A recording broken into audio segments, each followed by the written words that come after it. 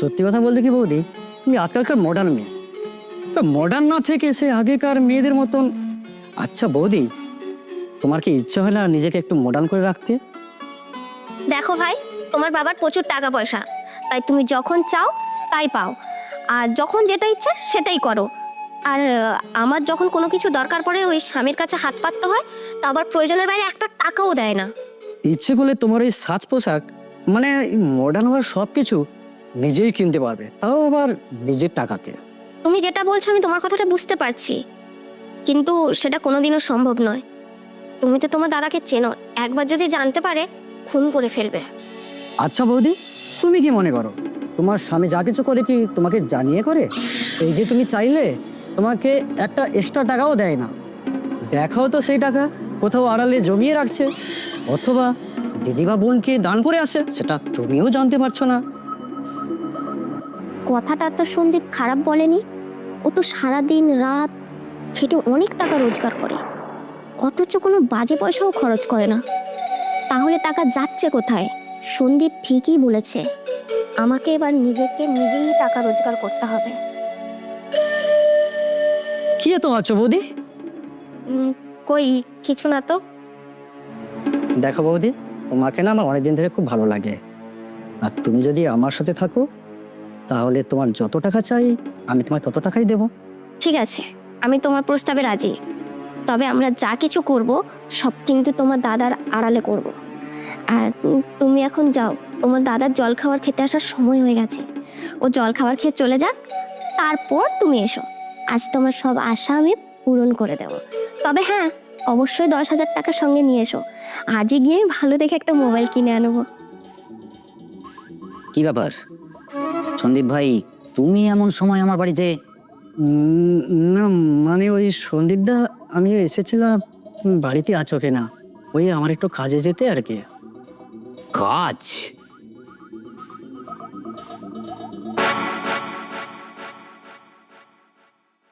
সন্দীপ ভাই, সন্দীপ ভাই, আমি তোমার কাছে যাচ্ছিলাম। কেন, কি বললো, কি ব্যাপার? বলছি সন্দীপ ভাই, শুনলাম নাকি তুমি তোমার বাড়ির সামনের যে জায়গাটা আছে ওই জায়গাটাকে পরিষ্কার করে ওখানে একটা বেশ বড় বাগান তৈরি করবে। তা বলি কি সন্দীপ ভাই, তুমি ওই কাজটা আমাকে দাও না, মানে কাজটা আমি কন্ট্রাক্টে করে দেবো। আমার সারাদিন কাজ করার পর আমি প্রতিদিন বিকালে বিকালে তোমার এই কাজটা করে দেবো। কিছু মনে করো না সালন্দা, তোমার কাজটা না আমার একটু পছন্দ হয় না, তাই তোমাকে দিয়ে আমি করাতে চাই না, কেমন? আসি।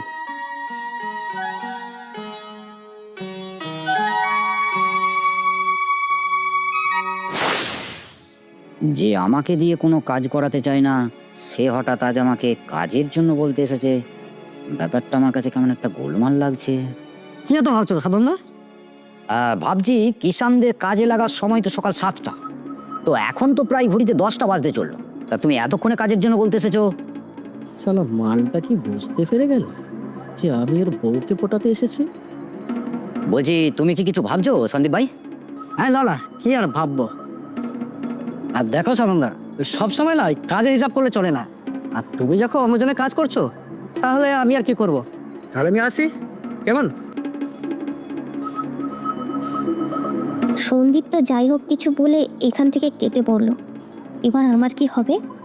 ও আমায় আবার সন্দেহ করে কিছু জিজ্ঞাসা করবে না তো?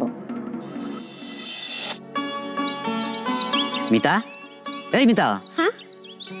বলছি ওই সন্দীপ কি সত্যি সত্যি আমাকে কাজের জন্য বলতে এসেছিল? না না, ও তো আমাকে দেখতে এসেছিল। দেখতে আসুক, ক্ষতি নেই, কিন্তু যাক, ওসব কথা বাদ দাও। তুমি এক কাজ করো, খিদে লেগেছে, দুটি খেতে দাও, যাও এটা নিয়ে যাও। ঠিক আছে।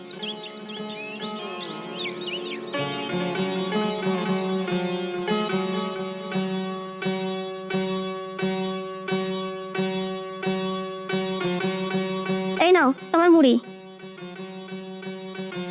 এ কি, এই দুটো শুকনো মুড়ি আর এই একটা কাঁচা লঙ্কা? কেন, বাড়িতে আলু আছে, একটু আলুর তরকারি করতে পারলে না? ওই একটাই বলি তো শুধু শিখে রেখেছো, আলুর তরকারি। কেন, তুমি তো দোকানের দিক থেকে এলে, দুটো চপ আনতে পারলে না? না, সেটা করবে না, শুধু বউর গতরের দিকে তাকিয়ে বসে আছে।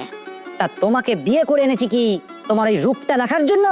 শোনো, বিয়ে করে এসেছে বলে এই সংসারে সারাদিন কাজ করতে হবে তার কোনো মানে নেই। আর এই সংসারের বাইরেও আমাদের জীবনে সগাল্লাদ বলে একটা জিনিস আছে। ওই সময়ে দুটি খাওয়া আর ওই পরনের সুতির ছাপা শাড়ি দিলে শুধু স্বামীর দায়িত্ব পালন হয় না। কি ব্যাপার বলো তো তোমার? আজকে তোমার কথাবার্তাগুলো যেন কেমন একটু এলোমেলো লাগছে। কেন লাগবে না? তুমি সকাল থেকে রাত পর্যন্ত পরিশ্রম করে অনেক টাকা ইনকাম করো, আর আমাদের খাওয়া দাওয়ার পেছনে বা কত টাকা খরচা হয়, আর বাকি টাকাগুলো কি করো তুমি সেটা আগে বলো তো শুনি। বাহ, আজ হঠাৎ টাকার প্রশ্ন। কি ব্যাপার, একটু উঠতে চাইছো মনে হচ্ছে? তবে একটা কথা মনে রেখো, বেশি উঠতে যেও না, তাহলে ওই উঠতে উঠতে এমন মুখ থুবড়ে পড়বে, তখন সেই মুখ তুলে আর কাউকে দেখাতে পারবে না। কথাটা মনে থাকে যেন।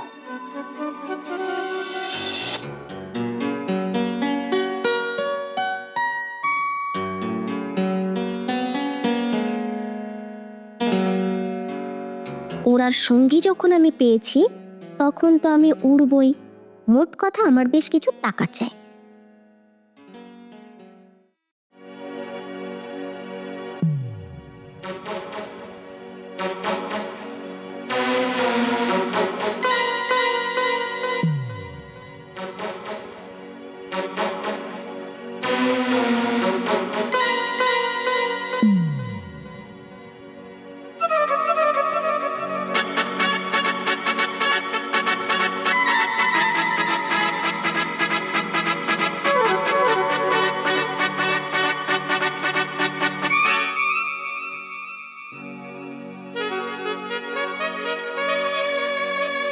কি তুমি খুশি তো? ভীষণ ভীষণ খুশি।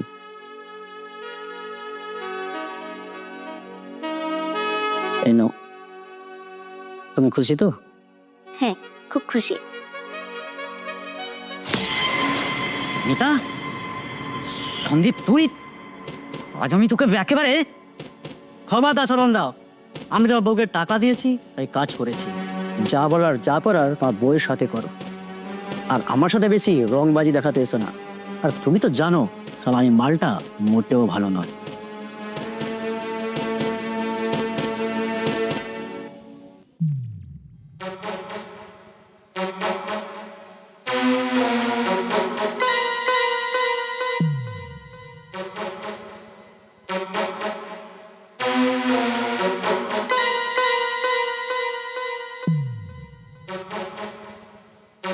বিছানার তলায় যে টাকাগুলো রাখতে, ওই টাকাগুলো আমিই নিতাম।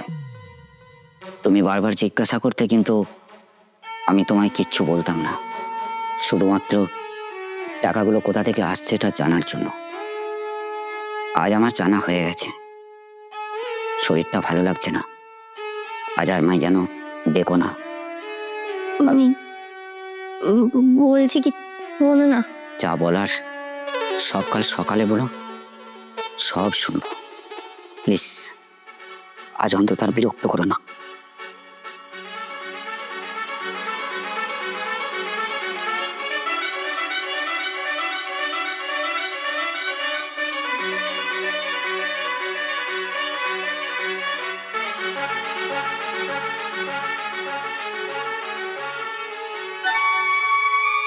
কেন আমি এরকম করলাম?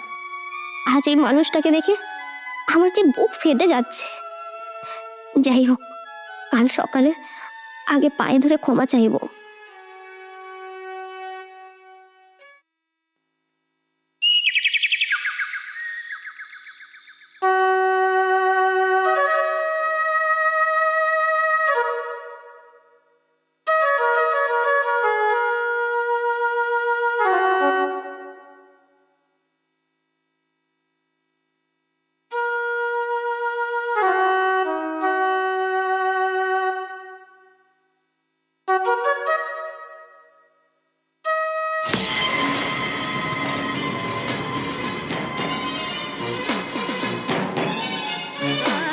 কেন তুমি এরকম করলে?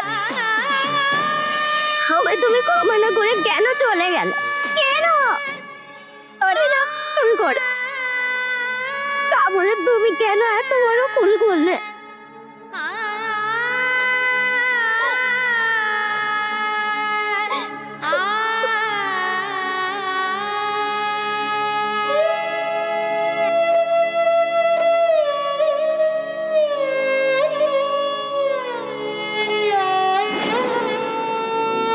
বলছি আমাকে দুটো মুড়ি দিন না, আজ 7 দিন আমি কিচ্ছু খাইনি।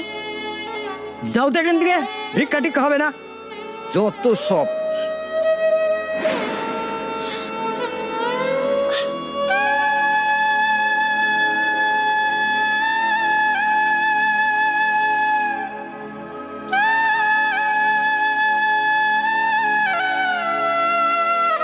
আমাকে একটু কিছু ভিক্ষা দিন না, আজ 7 দিন হলো আমি কিচ্ছু খাইনি।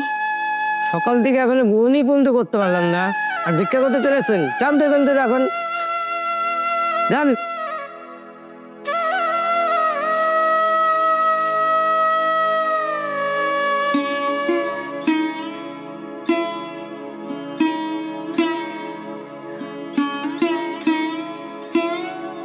বাড়িতে কেউ আছেন? বাড়িতে কেউ আছেন? আমাকে কিছু খেতে দিন না, আজকে 7 দিন আমি কিচ্ছু খাইনি।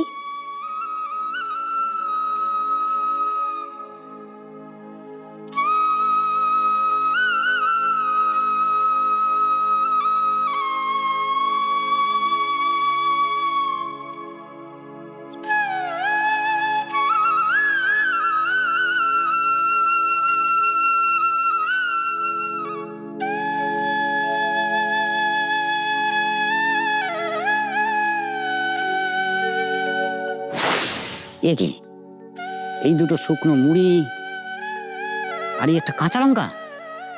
কেন, বাড়িতে আলু আছে, একটু আলুর তরকারি করতে পারলে না? এই দুটো শুকনো মুড়ি আর এই একটা কাঁচা লঙ্কা? কেন, বাড়িতে আলু আছে, একটু আলুর তরকারি করতে পারলে না? বাড়িতে আলু আছে, একটু আলুর তরকারি করতে পারলে না?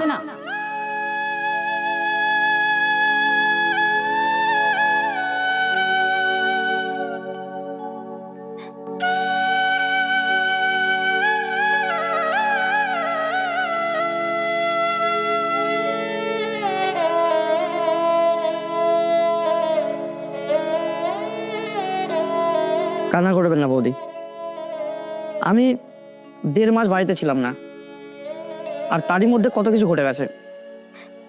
আর আপনি অমন একটা স্বামী পেয়ে তাকে ধরে রাখতে পারলেন না। যা আবার তো হয়ে গেছে, আমি কালকে বাড়ি ফিরেই সব কিছু জানতে পারলাম, আর সকালে ঘুম থেকে উঠে চলে আসলাম। বলছি বৌদি, এই দাদার ডেথ সার্টিফিকেটটা বের করেছেন? আচ্ছা ঠিক আছে, আমি ডাক্তারের সাথে কথা বলে নিচ্ছি, কিভাবে কি বের করা যায় ওটা দেখে নিচ্ছি। আপনি একটা কাজ করবেন, আমি বিকেলে একবার আসবো, ওই তখন না LICর কাগজপত্রগুলো একটু বের করে রাখবেন। অমন অবাক হয়ে কি দেখছেন বৌদি?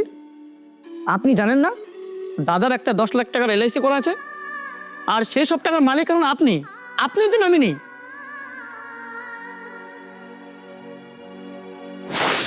তুমি সকাল থেকে রাত পর্যন্ত পরিশ্রম করে অনেক টাকা ইনকাম করো, আর আমাদের খাওয়া দাওয়ার পেছনে কত টাকা খরচা হয়, আর বাকি টাকাগুলো কি করো তুমি সেটা আগে বলো তো শুনি। আর আমাদের খাওয়া দাওয়ার পেছনে কত টাকা খরচা হয়, আর বাকি টাকাগুলো কি করো তুমি সেটা আগে বলো তো শুনি। কি ভাবছেন বৌদি?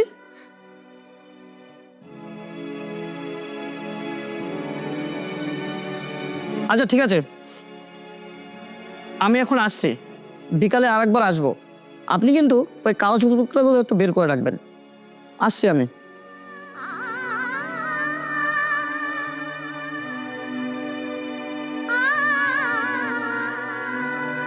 বেশি উঠতে যেও না, তাহলে ওই উঠতে উঠতে এমন মুখ থুবড়ে পড়বে, তখন সেই মুখ তুলে আর কাউকে দেখা পারবে না।